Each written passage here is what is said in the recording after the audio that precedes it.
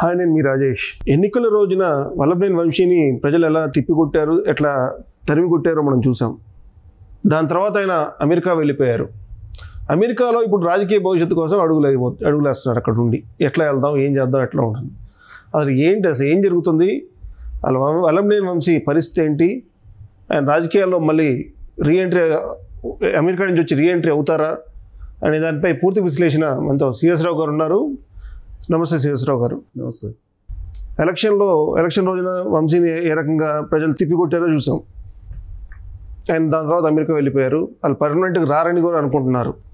కానీ అక్కడ రాజకీయ భవిష్యత్తుపై అక్కడ ఆయన కొత్త అడుగులు అయిపోతున్నారని సమాచారం వస్తుంది. వాళ్ళు ఏ రకంగా ఉండబోతుంది, ఆయన మళ్ళీ భారతదేశం వచ్చిన తర్వాత మళ్ళీ రాజకీయాల్లో మళ్ళీ కొనసాగనున్నారు, అసలు ఏం జరగబోతుంది, ఎట్లా ఉండబోతుంది? సో ఒకటి ఏంటంటే, విధి చాలా బలీయమైనది అని చెప్పి మాజీ ముఖ్యమంత్రి రోసీ చెప్పాడు. రాజశేఖర రెడ్డి చనిపోయిన టైంలో, రాజశేఖర రెడ్డి చనిపోయిన తర్వాత ముఖ్యమంత్రిగా బాధ్యతలు స్వీకరించేటప్పుడు ఆయన ఉపయోగించినటువంటి పదం అది. విధి చాలా బలీయమైనది, దానికి ఎవరైనా తల వంచాల్సిందేను.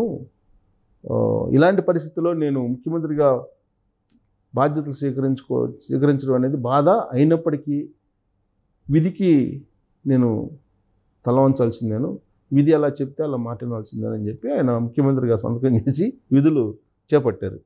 అలాగే వల్లభనేని వంశీ ఇప్పుడు విధితో పాటు కర్మ సిద్ధాంతం కూడా వెంటాడుతుంది అతన్ని, వంశీని. వల్లభనేని వంశీ ఇప్పుడు సహాయం చేసిన వాళ్ళని ఎవరు మర్చిపోకూడదు అనేది పెద్దలు చెప్తుంటారు.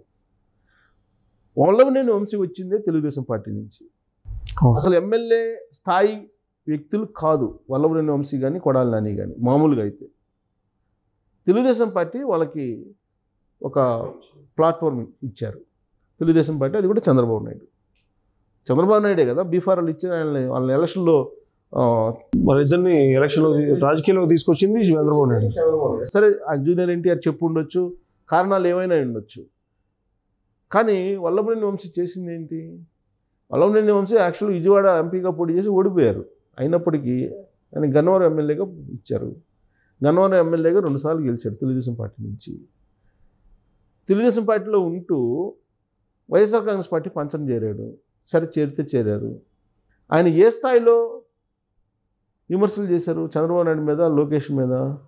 లాస్ట్కి లోకేష్ పుట్టుక మీదనే అనుమానం వ్యక్తం చేసేలా కామెంట్లు చేసినటువంటి దుర్మార్గపు వ్యక్తి వల్లభనేని వంశీ.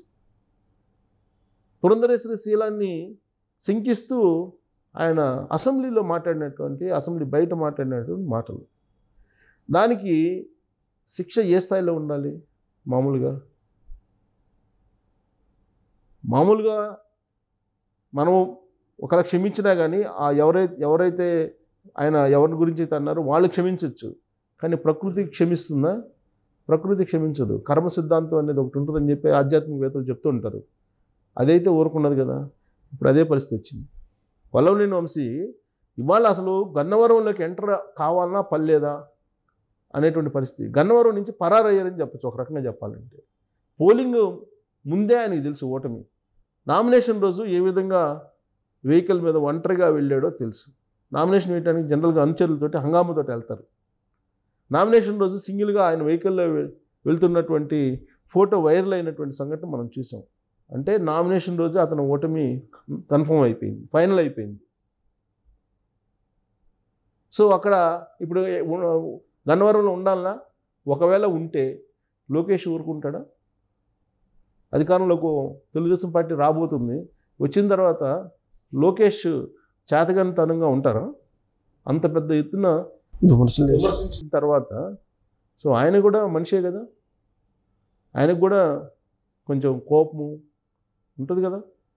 ఇప్పుడు వల్లభనేని వంశీకి ఏమీ లేకుండానే అంత ఎగిరిగిరి పడ్డారంటే, రాజకీయ భిక్ష పెట్టినటువంటి చంద్రబాబు నాయుడు మీద, వాళ్ళ కుటుంబం మీద మరి లోకేష్ ఏ స్థాయిలో వంశీని వేటాడాలి అది తెలుసు వంశీకి.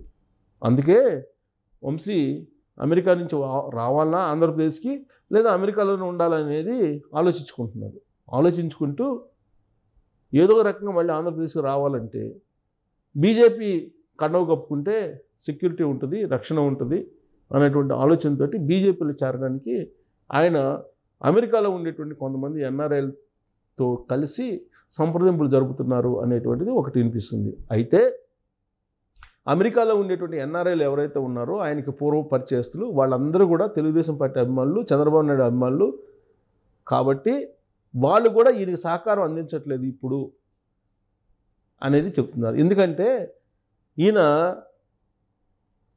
ఏ స్థాయికి వెళ్ళిపోయాడంటే లాస్ట్కి ఈయన నోరు కానీ ఈయన దురుస్థానం కానీ ఈయన ఖమ్మంలో ఉండేటువంటి ఒక అతను ఇతన్ని హత్య చేస్తే ఇతన్ని భౌతికంగా లేకుండా చేస్తే సుఫారీ ప్రకటించే స్థాయికి వెళ్ళిపోయింది ఇష్యూ. అప్పుడెవరో ఒక అతను ₹1,00,00,000 అనౌన్స్ చేశాడు, నేను మెడకాయ తీసుకొచ్చి ఇస్తే ₹1,00,00,000 ఇస్తానని అని. అంటే ఆ స్థాయికి వెళ్ళిపోయారు. అంటే సొంత సామాజిక వర్గమే వెలివేసేటువంటి పరిస్థితికి వెళ్ళిపోయారు. ఈయనకి ఏమైనా ఫ్రెండ్స్ ఉన్నారంటే అమెరికాలో ఎన్ఆర్ఐలు సొంత సామాజిక వర్గం, వాళ్ళు ఎందుకు ఆదరిస్తారు? ఇతన్ని ఆదరించే పరిస్థితి లేదు. అందుకే ఇప్పుడు ఆయన వైఎస్ఆర్ కాంగ్రెస్ పార్టీలో నుంచి ఉండి ఆయన కూడా అసభ్య పదాలు మాట్లాడుతుంటారు. ఎన్ఆర్ఐ ఒక అతని పేరు ఏదో ఉంది, పంచప్రభాకర్ తోటి తిరుగుతున్నాడు ఇప్పుడు ఆయన అమెరికా వెళ్ళి. అంటే ఆ స్థాయి ఒకటే స్థాయి కాబట్టి వెళ్ళిపోయాడు. పంచప్రభాకర్ తోటి తిరుగుతున్నాడు ఆయన ఇప్పుడు. అంటే బీజేపీ డోర్స్ కూడా క్లోజ్ అయిపోయినాయి. దానికి కారణం ఏంటంటే బీజేపీలోకి రావాలంటే ముందు ఆంధ్రప్రదేశ్ బీజేపీ అధ్యక్షురాలు పురంధరేశ్వరి ఒప్పుకోవాలి. పురంధరేశ్వరి ఒప్పుకుంటారా? వాళ్ళ చెల్లి అన్నట్టే కదా. భువనేశ్వర్ని శీలాన్ని సింగిస్తూ మాట్లాడినటువంటి వంశీని బీజేపీలోకి చేర్చుకోవడానికి పురంధరేశ్వరి ఒప్పుకుంటారా? ఒప్పుకోరు, ఎట్టి పరిస్థితుల్లో ఒప్పుకోరు.